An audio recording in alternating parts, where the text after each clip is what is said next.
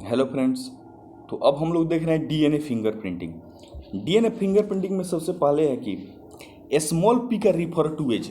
Small p क्या बताता है?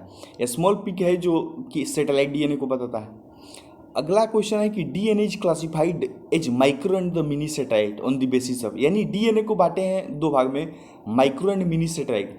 यह किसके बेसिस पर है? तो इसका बेसिस तीन हो सकता है। पहला है कि बेस कंपोजिशन। बेस कंपोजिशन में हो सकता है कि एटी रिच हो, यानी एडेनिन थाइमिन रिच हो, या हो सकता है कि जीसी रिच हो। और अगला है कि लेंथ ऑफ सेगमेंट, उसका लेंथ कितना बड़ा है, लेंथ पर भी डिपेंड करता है।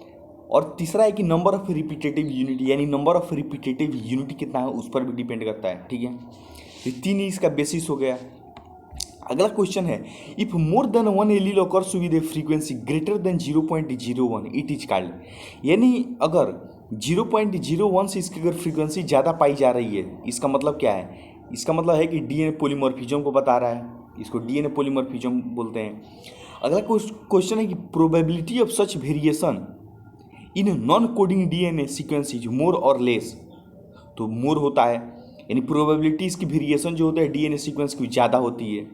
अगला क्वेश्चन है, technique of DNA fingerprinting was initially developed by, यानी जो टेक्निक है डीएनए फिंगरप्रिंटिंग सबसे पहले किसने दिया? तो सबसे पहले एलेक्स जेफरी साहब ने दिया था। ठीक है, अगला क्वेश्चन है कि एलेक्स जेफरी साहब ने कौन सा डीएनए यूज किया था, बल्क डीएनए या फिर सैटेलाइट डीएनए?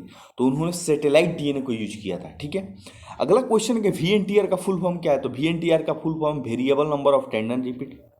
ठीक है, अगला क्वेश्चन है कि जो वीएनटीआर में ये कौन सा ब्लॉट का यूज करते हैं, मतलब साउदर्न ब्लॉटिंग या फिर नॉर्दर्न ब्लॉटिंग? तो उसमें साउदर्न ब्लॉटिंग का यूज करते हैं। ठीक है, अगला क्वेश्चन, इन ब्लॉटिंग के केस में DNA fragment are transferred into membrane made up of, जो मेम्ब्रेन होता है उस किसका बना होता है? तो नाइट्रोसेलुलोज और नाइलॉन का बना होता है। ठीक है, अगला क्वेश्चन है कि साउदर्न ब्लॉटिंग, नॉर्दर्न ब्लॉटिंग और वेस्टर्न ब्लॉट आर रिस्पेक्टिव, मतलब ये किसके लिए यूज करते हैं? तो सबसे पहला है कि साउदर्न ब्लॉटिंग जो होता है वह डीएनए के लिए यूज होता है, और जो नॉर्दर्न ब्लॉट होता है वह आरएनए के लिए यूज होता है, और जो वेस्टर्न ब्लॉट होता है वह हमारा प्रोटीन के लिए यूज होता है। ठीक है, अगला क्वेश्चन है, detection of hybridise DNA fragment is by, जो हाइब्रिडाइज डीएनए फ्रेगमेंट होता है उसको किससे डिटेक्ट करते हैं? उसको ऑटो रेडियोग्राफी से करते हैं। ठीक है, अगला क्वेश्चन है कि VNTR is a micro satellite और मिनी सैटेलाइट, यानी वीएनटीआर जो है वह माइक्रो सैटेलाइट है कि मिनी सैटेलाइट? तो वीएनटीआर जो है वह मिनी सैटेलाइट है, वीएनटीआर मिनी सैटेलाइट है। अगला क्वेश्चन है, जब the size of VNTR varies from, मतलब यानी कि साइज जो होता है वीएनटीआर का कहाँ से कहाँ तक होता है? तो 100 से लेके और 20,000 बेसेज का होता है, 100 से लेके 20,000 बेसेज का होता है। अगला क्वेश्चन है, the auto radiogram gives band of the same size, यानी जो ऑटो रेडियोग्राम होता है वह सेम साइज किसके बैंड को देता है? तो उस मोनोजाइगोटिक ट्विंस का देता है, मोनोजाइगोटिक ट्विंस का देता है। ठीक है, अगला क्वेश्चन है कि describe 6 step of DNA fingerprinting, यानी डीएनए फिंगरप्रिंटिंग के स्टेप को आप बताइए। उसमें पहला स्टेप है आइसोलेशन ऑफ डीएनए, सबसे पहले डीएनए को आइसोलेट करते हैं। दूसरा है digestion of DNA by restriction endonuclease, यानी रिस्ट्रिक्शन इंडोन्यूक्लियस से उसको डाइजेशन करते हैं, यानी छोटा छोटा पार्ट में उसको तोड़ते हैं।